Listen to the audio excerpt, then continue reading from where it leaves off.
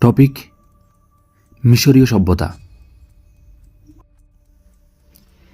মিশরীয় সভ্যতা কোথায় গড়ে উঠেছে? অ্যান্সার, নীল নদের তীরে। মিশরকে কি বলে অভিহিত করা হয়? নীল নদের দান। প্রাচীন মিশরীয় রাজাদের কি বলা হতো? Answer, pharaoh.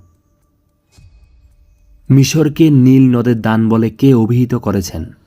Answer, Herodotus. নীল নদের দেবতাকে? ওসিরিস। মিশরীয় সভ্যতার সমাজ ব্যবস্থা কীরকম? মাতৃতান্ত্রিক।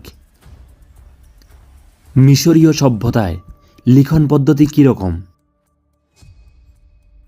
হাইরোগ্লিফিক্স এর অর্থ হচ্ছে পবিত্র লিপি। মিশরের রানীর নাম কি?